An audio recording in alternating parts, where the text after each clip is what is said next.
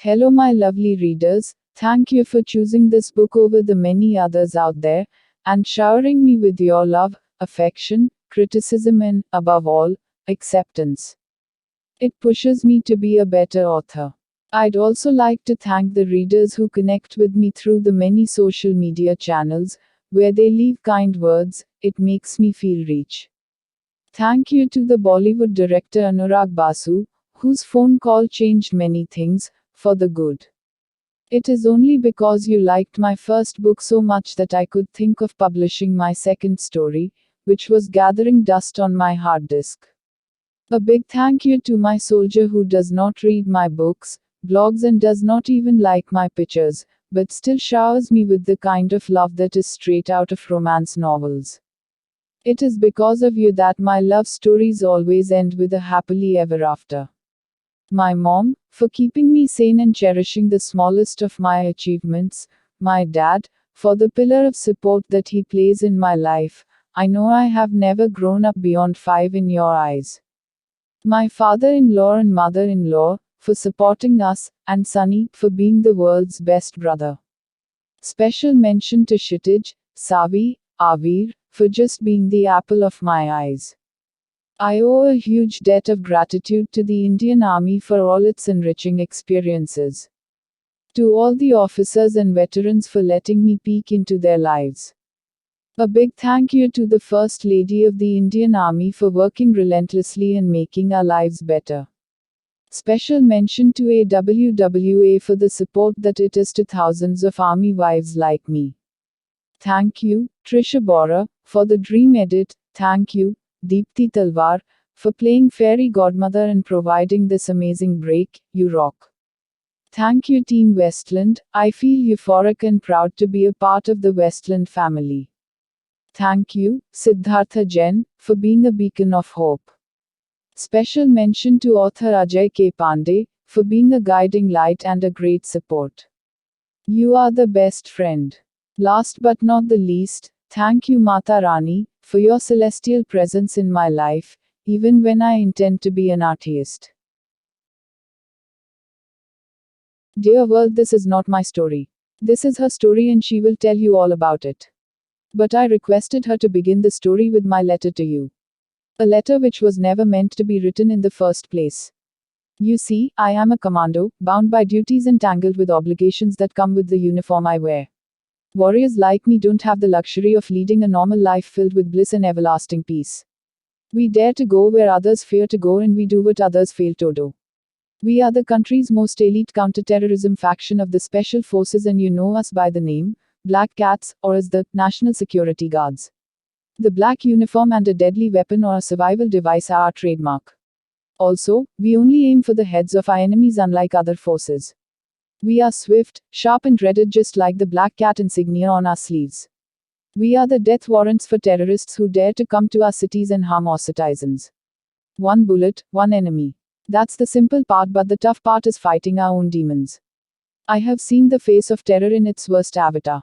The image of broken pieces of a skull splattered all across a blood-soaked ground sometimes awakens me in the middle of the night, only to be stung by bone-piercing trepidation. I fight my own demons. You know, you are always at the risk of turning into one when your job is to eliminate every kind of homicidal savage who threatens the sovereignty of your nation. Harrowing blood-soaked gun battles and the morning silence afterwards make up my routine life. Then, one day, she entered my life like a cool breeze after a hot sunny day and overwhelmed me with her beautiful presence. How do I describe her? A beautiful mess. An organized clutter. A mystifying aroma gently filling my lungs and coming out as my own breath. How do you describe someone who was meant to create chaos in your life and muddle that self-imposed hard-earned truce with your own soul? My life suddenly found its purpose and I felt alive. The mourning, the howling, the curses suddenly disappeared. All logic was thrown out of the window, and suddenly, a warrior feared by the deadliest people surrendered meekly to a girl who was never meant to be a part of his life. We collided when we first met. It was my fault, actually. One glance at her glowing face, when a chance breeze lifted the damp hair at her temples and ruffled the hem of her patiala suit, and I was stumped. I could not move when I should have. Instead of holding her firmly, I let her fall over me. Trust me, it was not intentional. But that precious moment is still frozen in my mind, carefully wrapped in my dreams. I don't know what she thought of it. She must have considered me some kind of pervert. But thankfully, it did not put a full stop to my little love story here. We were destined to meet again. It was some kind of game the gods were playing with me, with her or us. Frankly, I was never meant to meet her again. At least my heart was on a leash, and how good it would have been to leave it like that. But I did meet her again, in those corridors of the burning Taj where bombs were exploding and monsters were lurking around and humanity was dying every second. But she was there, and I saw her drowning. Once again, I turned to stone. I left my hit of 4 for her. You could say I abandoned my team, a rare feat, you see, because we are trained never to do so. We hunt in teams, and leaving your hit means you put everyone and your life in danger. I saved her but lost my heart forever. I never meant for anything to happen, there in those lonely corridors, but her sheer presence in my arms and her quivering lips had more power than any nuclear arsenal. I loved her like no man could have ever loved his woman. She sealed my heart with an emotion I never knew, love. It still beats to her rhythm. How stupid I was. What was I thinking? Perhaps, the blood, the burning dome, the blasts and uncertainty of the next moment and, most importantly, the fear of losing her again took away my senses. It was not hers, but my vulnerability that led me to lower my guard. But I saved her, and I am so glad I did, otherwise I would not have survived. But then what did I do? Did I get down on my knees and ask her to be mine forever? Hell no. I had to leave once again. This time, for my advanced NSG trainings by the Mossad in Israel. I could feel my heart sinking when I chose to disappear from her life again. She never forgave me, and she still does not. But did it end there? No, our story was meant to reach an extraordinary conclusion far away in the Pakistani jungles. But this is her story, not mine. And she will tell you all about it herself. I will disappear, like I never existed. I have cried in pain and hope, but most of all I have lived through times, others would say were best forgotten. I met him at an art exhibition. The kind of exhibition that absorbs your entire being into its beautiful, mad colors. At first, you think that there is nothing in common between a dull, boring canvas and the spirited, vivacious colors on it. But they are meant for each other, and it is together that they create art and culture, and sometimes, even history. Together, they have the power to shake the world and also inspire generations. Their very irreconcilability creates the opportunity for an extraordinary relationship where the existence of one is solely based on the presence of the other. If only I knew that one day I too would witness a relationship just like a canvas and its colors in my own life. It started when I met him for the first time. Actually, it was more of a collision than a meeting. We collided into each other like shooting stars, illuminating the dark space around with magical light. My world was shattered, elucidating the state of my illuminated heart. In the movies, this kind of thing usually happens to the guys. A handsome hero spots a beautiful girl and things slow down as he falls in love with her. But things don't always happen the way they do in the movies or in romance novels. Even women can be smitten by love at first sight. But anyway, that is not the point. The point is, I was mesmerized by his broad shoulders, tall frame, masculine face, hazel eyes and full lips. He was an army officer. At least, that is what I could gather from his uniform. He wore a regal olive green uniform with 6 golden stars on his shoulders, like the ones that twinkle in the sky. His boots were glossy, and his olive green shirt was tucked neatly into his pants. The dark green beret was resting rather smugly on his head. He definitely stood out in the crowd. You don't exactly associate a warrior and art together, do you? And so, it struck me as rather strange to find a warrior in an art gallery. After all, it was not an arms exhibition but an art exhibition. I was here because of other reasons too. I, along with a few friends, had decided to bunk a horrible physics class which was taught by Mahapatra sir. In a way, it was a protest against his horrible self-imposed, rustic ideas. He belonged to a village in Orissa and loathed all urban dwellers. He had a theory that it was folk were responsible for his childhood miseries, of belonging to a poverty-stricken, drought-prone village, the kind of place shown on TV. Of course, no one deserves a fate like that, but tell me, how can it be our fault? We are just a bewildered and lost generation who are fighting our own battles while embracing our newfound independence as youth and the responsibilities that come with it. And to top it off, we're at the age when our parents compare us to some Sharma ji ka beta and glare at us disapprovingly. Our mentors and teachers shake their heads at us. The heartbreaks are as common as the sun during summer. The mind wanders in the jungles of quizzes, assignments, projects, and dreaded examinations, which will eventually decide our future. A future which looks bleak and where hope is an alien word. Our nights are spent listening to crappy music like 50 Cent and Good Charlotte over a beer can, and sometimes with a little porn thrown in, which frankly is lame because at that age we truly believe that love is God, and the porn on the internet feels so fake. Where is that passion and affection that created Here Ranja, Lala Majnu? Where is the fire to ignite the souls into one flame, which could easily be felt even while watching two flowers doing hanky-panky on screen in Z classic movies? That love doesn't exist these days. Is there even such a thing as true love? My mother keeps saying that love is the strongest energy on this planet which sustains our survival and perpetuity. I wonder if I will ever witness the intensity of true love as my mom describes it or as my daddy fondly remembers. The creases beneath her sunken eyes suddenly start shining and her eyes twinkle every time she talks to me about Dadu, whom I never met. I guess I will never know. But I love being young and reckless. I love the feeling of being rebellious, watching Splitsvilla, listening to pop, rock, country, rap, worshipping David Guetta, swaying to Ed Sheeran tunes. And I do believe that 50 Shades of Grey is all about true love. Such are the pleasures of college life. I never knew the world beyond this, and my limited exposure hindered the wisdom life could bestow upon me. In this life of comfort, I did not know that there exists passion, bravery, agony, gallantry, supreme sacrifices, and love.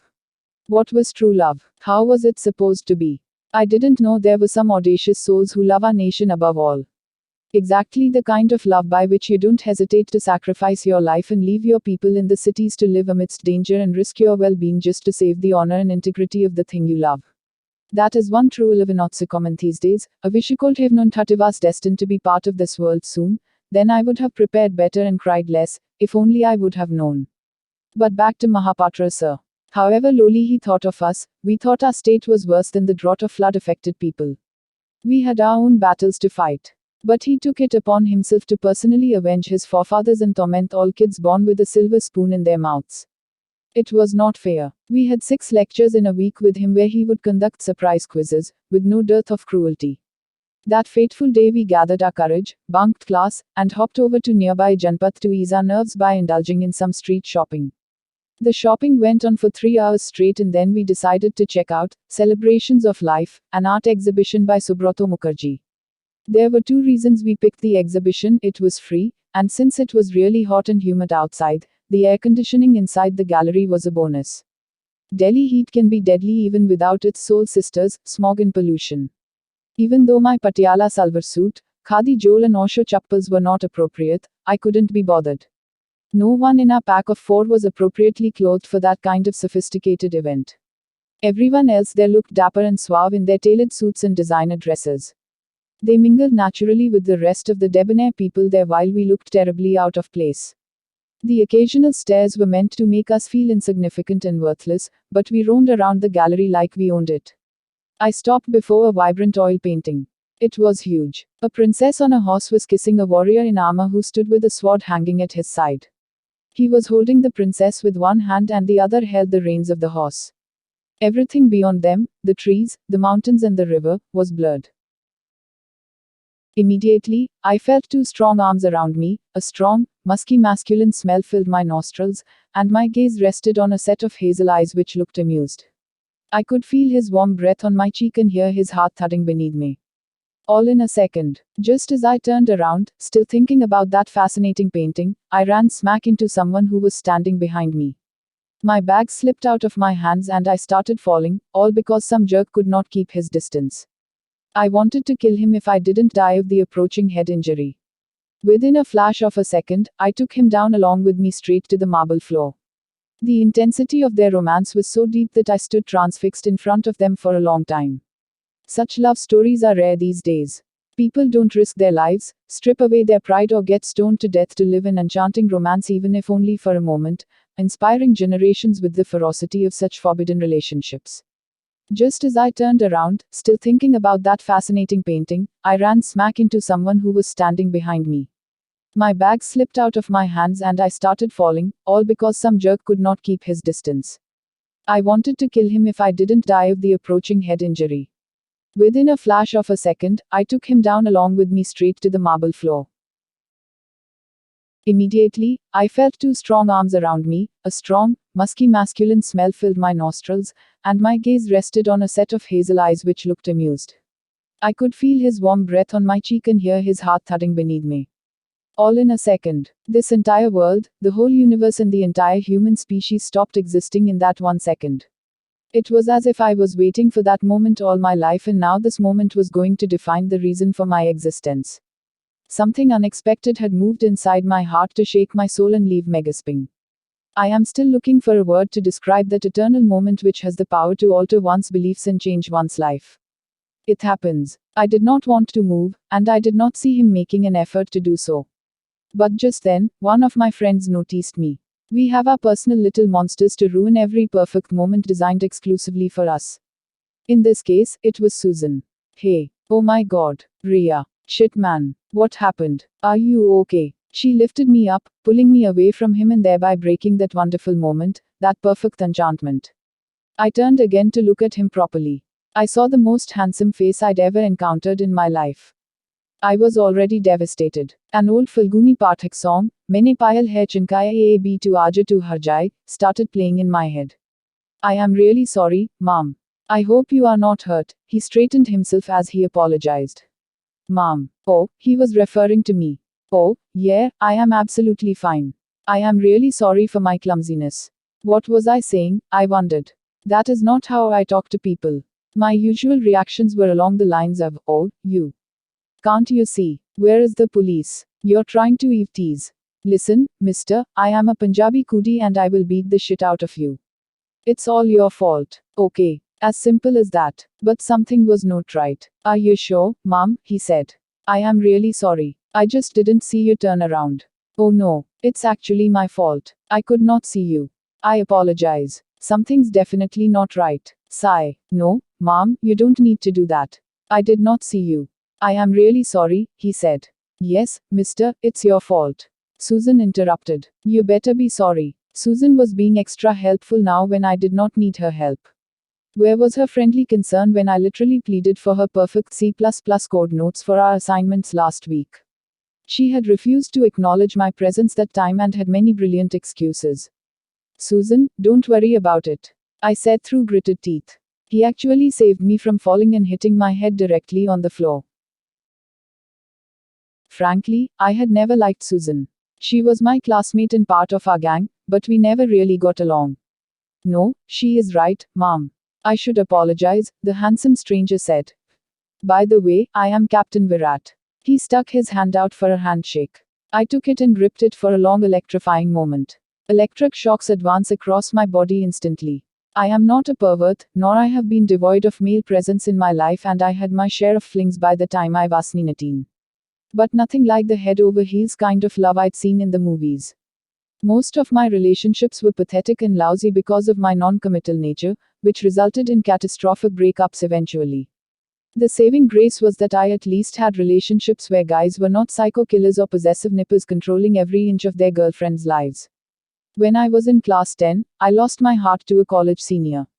He would hang around my school, and it was a matter of pride for me in my peer group that an older boy wanted to roam around with me, until the day I come to know that he had eloped with my best friend Nikki. That was embarrassing and catastrophic at the same time. I did not even have a BFF to cry to because the love of my life, as I presumed that time, eloped with my only best friend. Needless to say, I stopped making friends for a long time. The relationships which I thought were perfect could not withstand shifting of cities, schools and testing times. My first official boyfriend in college, whom I actually introduced to my parents, dumped me because he could not deal with my league summer internship in which I was placed in a 5-star MNC while he struggled to get one even locally. It did not matter to him that I had a backlog paper in algorithms, and I needed to make up for it desperately. By the time I returned to my college after my month-long internship, he already had a girl in his arms.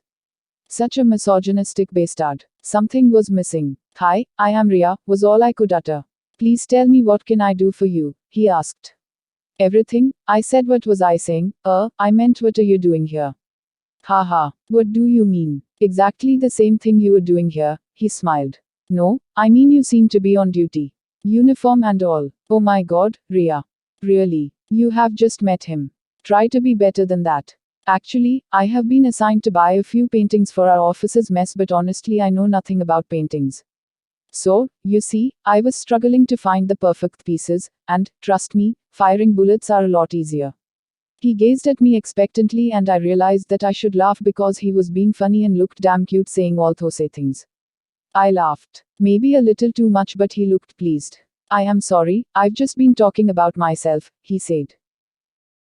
Oh, no problem. I am Ria and I am doing B.Tech in Computer Science from Delhi College of Engineering.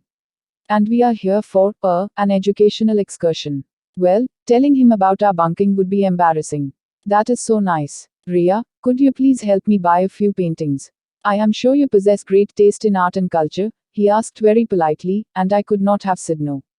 If only he truly knew about my taste in art, he would have surely looked for an alternative. But I knew how to shop, how to find the hidden marvels at every street side shop, and finding the right kind of exclusive looking items at a throwaway price from little shanties. These were just some exquisite looking overly pricey paintings. I was confident of doing a good job there. I needed to ditch my friends. Buying the paintings would take some time and my friends were in no mood to wait. It was better to work in peace than tolerate their taunts for helping out a stranger in uniform. Even though it was technically service to the nation, I was helping a soldier after all. I also had an urge to be with him, and that meant I needed to get rid of my friends. I was not a desperate girl wandering around looking for love, or the kind of girl who would ditch her friends over a guy, but I was just not myself at the time. I was elated, overjoyed, and maybe a little dreamy too. Maybe this happens to everyone who falls in love, or perhaps this is how love at first sight is supposed to be. Although I did not recognize my exact feelings at the time, I was happy at the thought of being with him. It's not that I am promoting the concept of blind dates or dating strangers who could turn out to be psycho killers, but this was different. It was like I had known him over the centuries and had longed for him forever. It sounds flimsy, but it happens, that's all I can say about it. Hanging out with him seemed like a very nice idea at the time. If only I would have known that that little interaction was going to change my life very soon. I asked my friends to give us some space. Manisha, another friend of mine, laughed and said, "What? Now you are already leaving us for him? Go, please," I pleaded. She blinked at me. "Go, just go and take everyone along with you." "Okay." She hugged me and waved goodbye. That was easy.